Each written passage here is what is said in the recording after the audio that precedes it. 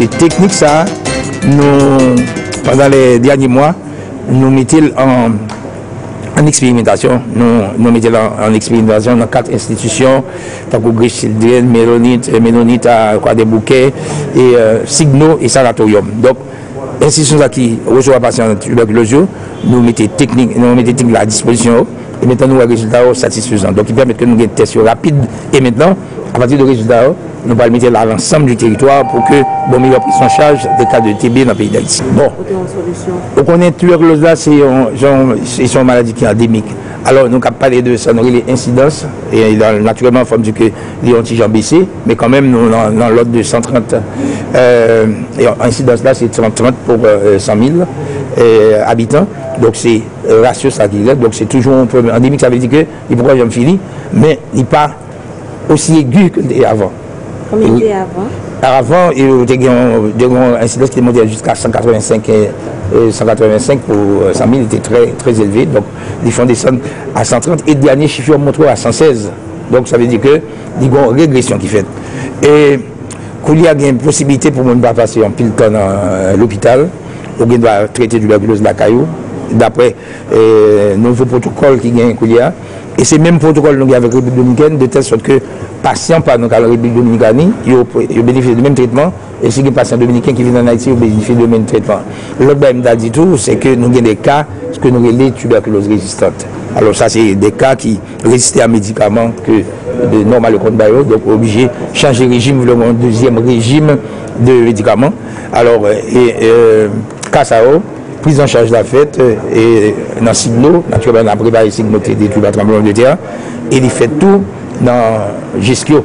Donc ça veut dire que prise en charge de tuberculose de résistance à tout fait aussi dans Kange, dans les amis de la santé. Donc c'est situation, on a dit tuberculose dans les pays d'Haïti, mais ça m'a dit qu'il y a un pile d'efforts qui fait et Fonds mondial qui a financé le programme tuberculose, sida et malaria. Dans la dernière déclaration à Genève, il montrait que le programme national tuberculose là, c'est le plus performant qu'il y a parmi les 3 programmes en Haïti parce que résultat satisfaisant et prise en charge là, faite de façon rationnelle et maintenant avec nouvelles techniques l'emploi que nous avons, ça permet que nous fassions un dépistage beaucoup plus en rien de temps et commencer le traitement plus rapide. Oui, il y a plus de patients qui bénéficient de méthode ça et comme nous te dit dans 4 institutions, nous mettons en pratique méthode ça déjà, c'est Ménonite qui est dans la zone Croix-des-Bouquets, Sanatorium, hôpital Sanatorium, Signo, le côté de Léogane, et puis nous gagnons Grace Children Hospital. L'expérience de l'emploi est remontée exactement à peu près à 3 mois parce que il faut me dire que technique de l'emploi pour gagner 1 an depuis le sortir au Japon. Donc Haïti a une chance pour bénéficier de technologie rapidement. Il faut gagner 1 an depuis le mettre en pratique au Japon. Donc, et feedback là très positif parce que le résultat est satisfaisant et comme il dit que on a un test là rapide, des résultats en 4 heures de temps, donc ça permet de prendre des décisions plus rapides. Les emplacements appareils, ils viennent comme ça il fait tant qu'on sort de photocopieuse. Alors lui-même, on prend crachat, on met sur un frame et puis il y a une sorte de témoin qui parle que l'aile positif, l'aile négatif. Donc ce sont des appareils rectangulaires qui viennent tant qu'ils semblent en photocopieuse.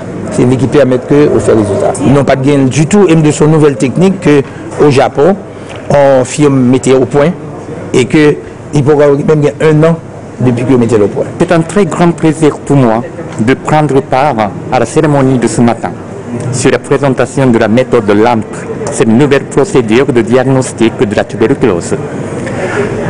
Comme je l'ai très souvent mentionné, le secteur de la santé et de l'hygiène en Haïti constitue l'un des piliers de la coopération japonaise.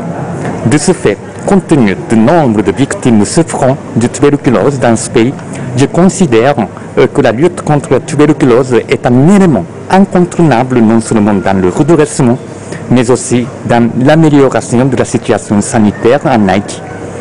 À cet effet, à travers son programme d'aide aux micro-projets locaux contribuant à la sécurité humaine APL, le gouvernement japonais s'est activé à mettre en place en novembre dernier le projet de reconstruction de l'hôpital sanatorium de Signo.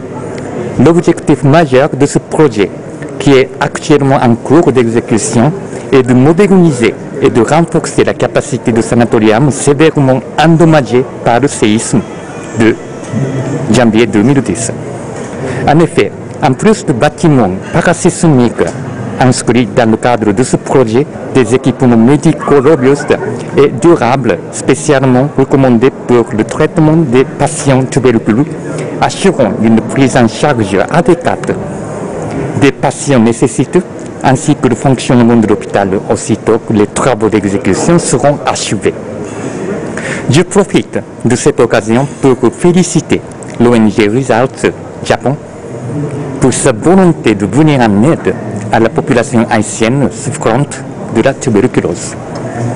Je tiens également à encourager l'initiative du ministère de la Santé publique et de la population dans la lutte infatigable qu'elle mène contre l'expansion de la TB à travers son programme national de lutte contre la tuberculose. Aussi, je confirme la volonté de mon gouvernement de continuer d'appuyer le secteur tant nécessiteux que celui de la santé en Haïti.